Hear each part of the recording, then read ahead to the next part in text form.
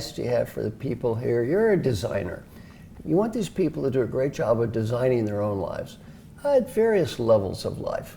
What advice might you have, say, for someone earlier in life, maybe in their 20s, out of school, starting their career? What advice for those people? I think the advice that I would give them is think about your life creatively and think about your life as an original project. Frankly, I feel that today there are no roadmaps. You know what? When I was growing up, and probably for you as well, there was a roadmap to how to have a good life. You went to school, and then maybe you did your master's, and then you got a job, you had a family, you had kids. That was a good life, and you could do it, you know, one after the other. That was our roadmap, and now I have kids who are 11 and 12, and I look at them. There are no roadmaps. So I would say, well, that sounds awfully challenging, but at the same time, that's an incredible opportunity. You know, there are no roadmaps, so why don't you design your own roadmap? Create your own set of rules. And design the life you love is really about, here is a design process and tools to help you create your roadmap. Very good. So that would be, I think, what I would say to 20-year-olds, but also to 30-year-olds, 40-year-olds, you know, 60, 70. Let me give you the best design your own life advice that I got and did not listen to. All right, maybe I will. I met a man named Dr. Paul Hersey. That's how I got into business. And Dr. Hersey is on my heroes list, a very generous man, and he let me follow him around. And I tried to learn to do what he did. He gave talks to business leaders, probably the highest paid person in our field at the time. Very generous man as well, a teacher, a great teacher, a wonderful teacher. And one day he got double booked. He said, "Can you do what I do?" I said, "I don't know." He said, "Well, you know, I need help. Can you do this?" I said, I don't know. He said, "I'll pay you $1,000 for one day." I was making $15,000 for 1 year. I said, "You're paying me $1,000 a day?" This was 39 years ago. I was 28 years old. $1,000 for 1 day, that was a lot of money.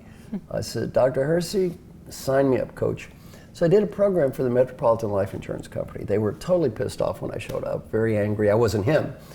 But I got ranked first place of all the speakers. So they called Paul back and said, "Well, you know, Marshall was great, send him again." Paul called me up and he said, "Do you want to do this again?" I used a Kentucky expression, "Does a bear shit in the woods?" I said, "Yeah, I'll do that again." Make $1,000 a day. I'm 28 years old. This is 39 years. Yeah, I'll do it again. Sweet, yeah. Sounds good to me. Yeah. Sign me up, coach. And that's how I got into business.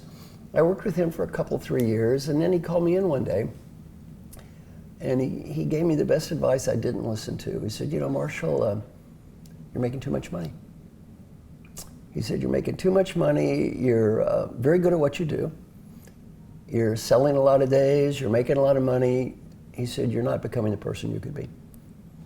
You're like a hamster on a little cage going around and making a lot of money, and you're doing good work, and you know, you'll have a good life.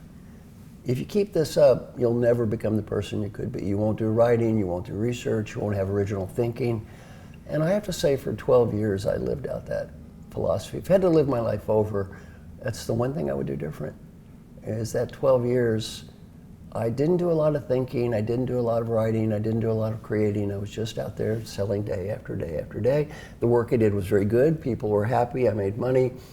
I wasn't becoming the person I could be. And I really didn't consciously design my own life. I just responded. My book, What Got You Here Won't Get You There, it was a classic case study. What got me here, which was a good place, wasn't going to get me anyplace else. And finally I met Francis Hesselbein, Peter Drucker, a lot of other people, Richard Beckhard, they were all on my heroes list. And they got me really focused on thinking and writing and creative and being a different person. So there's no way I would have been ranked #1 leadership thinker if I hadn't met them, and they totally changed my life. So I do think it's good to keep challenging ourselves.